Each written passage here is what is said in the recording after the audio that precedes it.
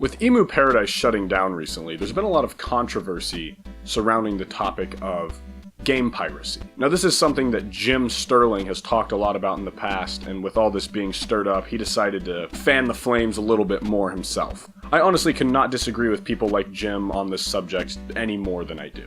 Now, I understand a lot of people want to throw shade at Nintendo for defending their intellectual property rights, but I think people are missing the big picture here. I hope with this video I can sort of help you guys understand why what Nintendo is doing is fine, and why we as gamers need to be more accepting and understanding of these bigger companies' practices so that we can get what we want out of this as well. I think a lot of people are looking at this from the wrong point of view. They obviously just want to play these games. They don't want to have to spend inordinate amounts of money to play some of these rare retro classics, and they feel that it's unfair that these companies won't give these games to them. People will say things like, if they would just put it for sale at a reasonable price, I would buy it, but they don't, so why shouldn't I pirate it? Then you have people like Jim Sterling, who in his video about this subject brings up Nintendo putting Ice Climber on their eShop. Now, at the time of filming this, Ice Climber is going anywhere between $10 and $15 US for a loose cartridge. He was complaining that they were selling it for $4.99. That seems like a pretty good deal to me if you want to just play this game, but instead, Jim Sterling decides to encourage people to steal Nintendo's intellectual property because he doesn't agree with the price they place on it. That seems a bit hypocritical to me. You tell these companies you'll buy their games if they put them for sale, but then you complain about their pricing?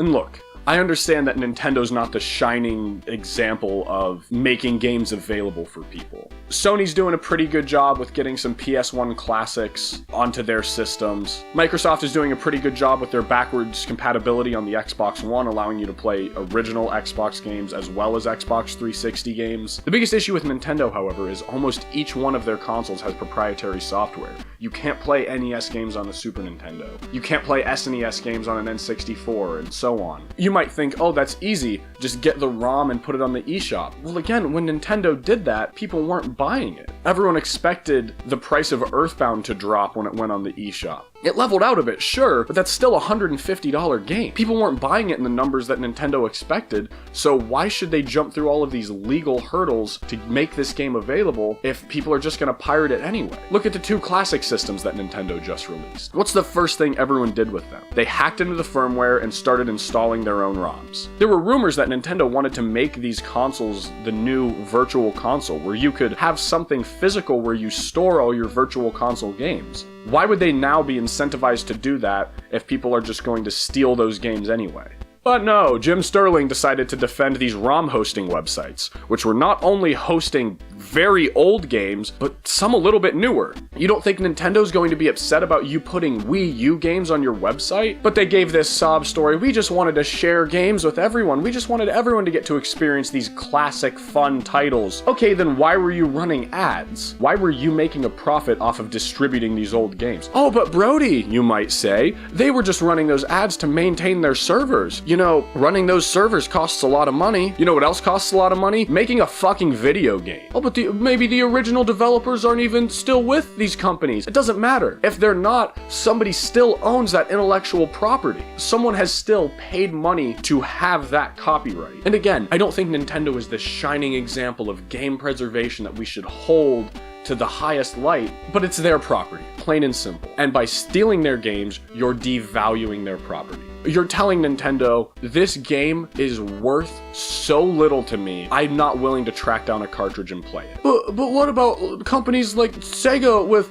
Panzer Dragoon Saga? That game's worth over $500. Okay, buy the Japanese version, take the disc, stick it in your computer, rip the ROM, install a translation patch, and play it that way. Perfectly legal. Oh, but what if I don't own a Saturn? Then honestly, use a Saturn emulator. Because that's another thing that Jim kept talking about in his video. He kept bringing up that they want to kill emulation. And I saw people in his comments talking about how sometimes emulation can be better than playing on the original hardware. And you know what? In some ways, that's true. Personally, as a game collector, I prefer to play things on the original console. But I understand the benefits of emulators. For those of you alive in the early 2000s, you might remember the company Bleem. They created a commercial PlayStation 1 emulator for PC and had one in the works for Dreamcast before the company went under. It was ruled in US courts that that was legal. You see, Sony, though they may own the software that they developed to play PlayStation 1 games, they don't own the ability to play PlayStation 1 games. So the courts ruled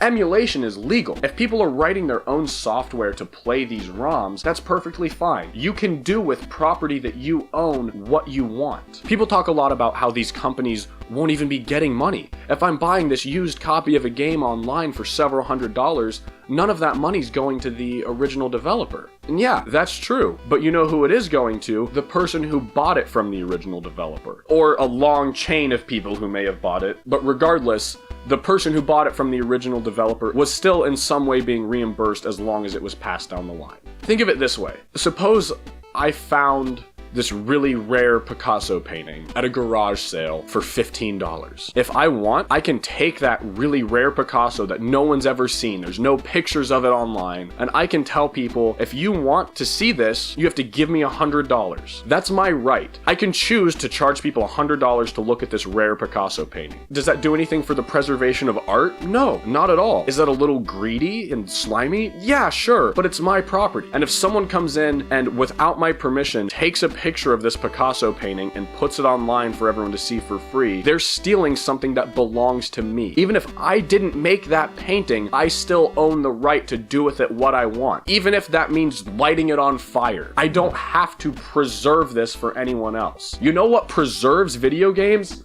Fucking buying them. You think this shit's going away? Because it's not. Oh, but what about disc rot? Fuck you. Disc rot's not a real problem if you know how to take care of your games. If you want to be a game preservationist, then go out and actually buy these games and take care of them. Don't just download the ROMs and keep them on a hard drive acting like you're some sort of Indiana Jones of the electronic entertainment industry. Another thing Jim pointed out in his video was that Nintendo is charging money for things that were basically free for years.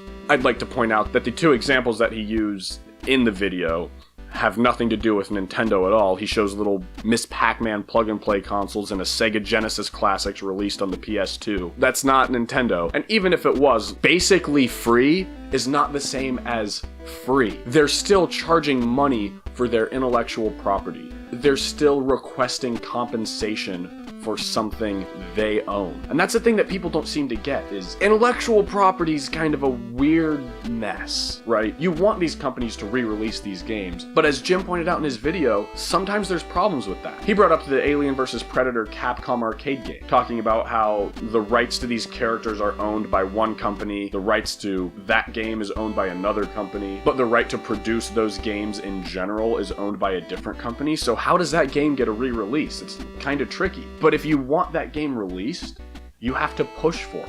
Look at something like Operation Rainfall. Imagine if instead of demanding that these games be released in North America, everyone just downloaded the ROMs for their Wii, hacked the system, and put it in there. And I know some people did, but we probably wouldn't have seen Xenoblade Chronicles released if every single person that wanted it just saw that as a viable alternative. You see, you have to work with these companies to let them know what you want. A few thousand people signing a petition online means nothing to these people. Re-releasing these games has to be commercially viable. Companies like Nintendo can't just pump a bunch of money into creating emulators for their machines and hosting servers for virtual console shops if they think nobody's gonna buy these games anyway, which has historically been the case. If we were able to access the numbers for ROMs downloaded versus copies bought of something like Earthbound, do you really think more people bought it than have pirated it? Why would I pay $10 for that old game if I could just download the ROM and emulate it?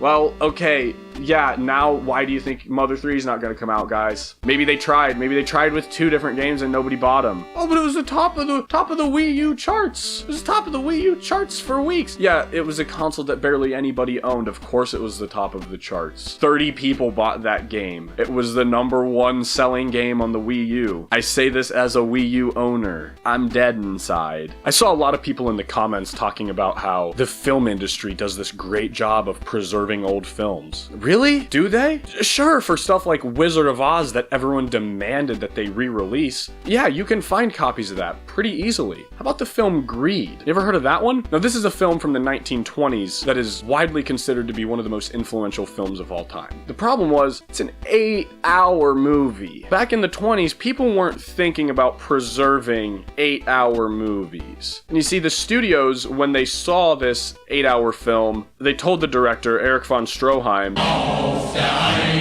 yeah, bud, pump the brakes on that. We're not releasing all 8 hours of that. So they trimmed the movie down to a more reasonable length. When they did that, though, they didn't keep that old footage. You know where you can find that footage now? No way. It's gone. Or what about Star Wars? Remember how good George Lucas was at re-releasing the original trilogy unaltered, unedited on home video?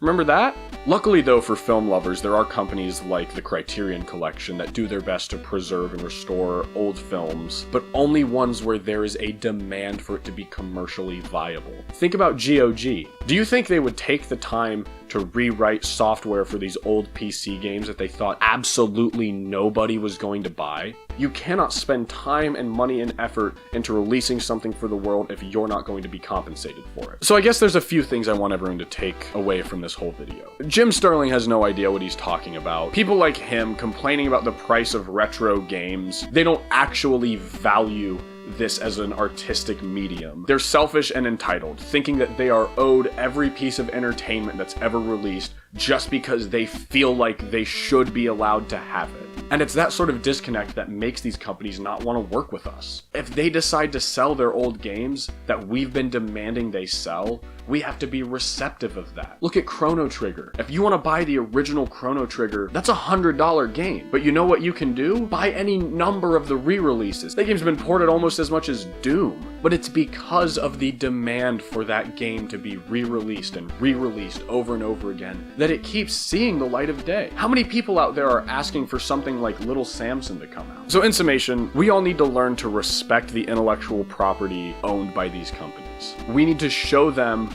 that we think these games have value. We need to show them that we'll pay their asking price for these old games instead of complaining about it online and just pirating it anyway. They're not going to make any efforts to make this easier if we won't. But I want to know what you guys think. What's your stance on piracy? Do you think it's fine if they're not making these games readily available? Let me know in the comments below. I want to open up this discussion, and I'll see you guys next week.